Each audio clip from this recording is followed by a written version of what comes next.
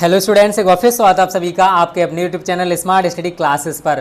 तो स्टूडेंट, आप सभी को पता है कि क्लास 12th की हिंदी में हम आपको लेखक और कवियों के जीवन परिचय, साहित्यिक परिचय और कृतियाँ पढ़ा रहे हैं। तो बोर्ड परीक्षाओं में आपको जिस टाइप से लिखना है स्टूडेंट, वो टाइप हम आपको बता रहे हैं। अगर आप इसी टाइप से लिख कर आते हो तो स्टूडेंट को 5 अंक जीवन परिचय, साहित्यिक परिचय, कृतियों के लिए होते हैं। आप 5 अंक आसानी से प्राप्त कर सकते हो। देखो, 5 अंक तो लेखक के लिए होते हैं, 5 अंक कवि के लिए होते हैं। तो ये पोर्शन स्टूडेंट आपको टोटल 10 मार्क्स दे के जाएगा। और आप सभी जानते हो कि एक एक नंबर की वैल्यू क्या होती है, ठीक है।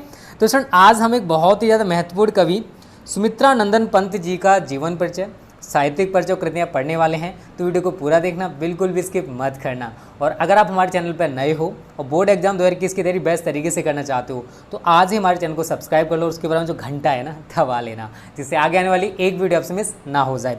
तो स्टूडेंट को मैंने आप सभी को बोला था कि बोर्ड में क्वेश्चन जो आता है वो आता है कि निम्न में से किसी एक कवि का साहित्यिक परिचय देते हुए कृतियाँ लिखिए। तो अगर हम साहित्यिक परिचय के साथ साथ अगर थोड़ा सा जीवन परिचय भी बता देंगे तो आपको पूरे मार्क्स मिलने की संभावना थोड़ी सी बढ़ जाएगी, क्योंकि एग्जामिनर के ऊपर थोड़ा सा अलग इंप्रेशन पड़ेगा। ओके, तो चलो बात करते हैं स्टूडेंट जीवन परिचय की।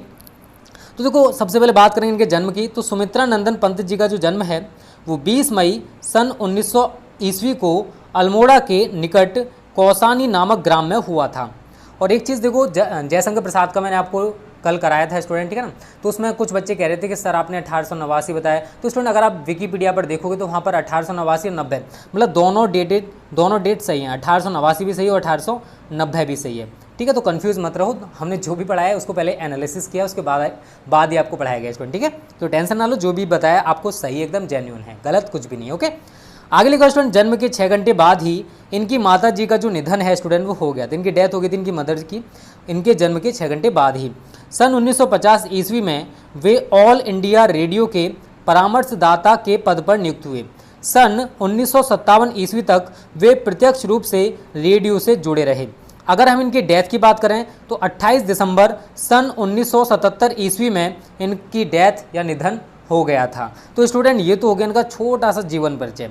अब बात करते हैं जो आपको बोर्ड में लिखना है, इनका साहित्यिक परिचय। तो अब बात करते हैं स्टूडेंट इनके साहित्यिक परिचय की। तो छायावादी युग के प्रसिद्ध कवि सुमित्रा नंदन पंत 7 वर्ष की छोटी आयु से ही रचनाएं करने लगे थे। उनकी प्रथम रचना सन 1916 ईस्वी में सामने आई। गिरजे का घंटा नामक इस रचना के पश्चात वे लगातार काव्य रचना करने लगे थे।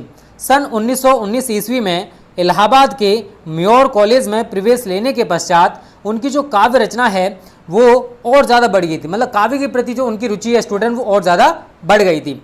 आगे लिखा है स्टूडेंट, सन 1920 ईस्वी में उनकी रचनाएं उच्छ्वास एवं ग्रंथि प्रकाशित हुईं। सन 1921 ईस्वी में उन्होंने महात्मा गांधी के आह्वान पर कॉलेज छोड़ दिया। महात्मा गांधी के कहने पर कॉलेज छोड़ दिया और राष्ट्र मुक्ति आंदोलन में सम्मिलित हो गए।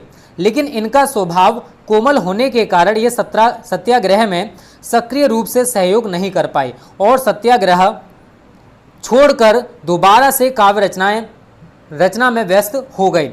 सन 1927 ईस्वी में वीणा एवं सन 1928 ईस्वी में पल्लव नामक काव्य संग्रह प्रकाशित हुए। इसके पश्चात सन 1939 ईस्वी में काला कांकर आकर उन्होंने मार्क्सवाद का अध्ययन प्रारंभ किया और प्रयाग आकर रूपाभा नामक पत्रिका का संपादन किया है। इन्हें ज्ञानपीठ पुरस्कार से भी सम्मानित किया गया। तो स्टूडेंट देखो, ये तो हो गया इनका साहित्यिक परिचय। करते स्टूडेंट इनकी कृतियों की। और जो बच्चे इंटरेस्टेड हैं, इस वीडियो के डिस्क्रिप्शन में मैंने व्हाट्सएप नंबर दे दिया है, उस पर कॉल या मैसेज करके आप पूरी जानकारी ले सकते हो। देखो, इनकी कृतियाँ हैं लोकायतन, वीणा, पल्लव, गुंजन, ग्रंथि।